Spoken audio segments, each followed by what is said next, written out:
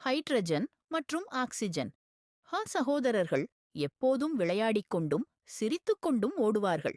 ஆனால் அவர்கள் அடிக்கடி சீக்கிரம் சோர்ந்து விடுவார்கள். அவர்களின் அக்கா மிகவும் வலிமையாகவும் அன்பாகவும் இருந்தாள். அவள் எப்போதும் அவர்களை கவனித்துக் கொள்வாள். ஒரு நாள் சொன்னாள், நாம் ஏன் கைகளைக் கோத்துக்கொண்டு பிரியாமல் இருக்கக்கூடாது? நாம் ஒன்றாகச் சேர்ந்தால் மிகவும் சிறப்பான ஒன்றாக மாறுவோம்.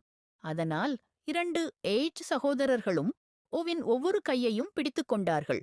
அந்த நொடியில் அவர்கள் H2O, அதாவது நீராக மாறினார்கள்.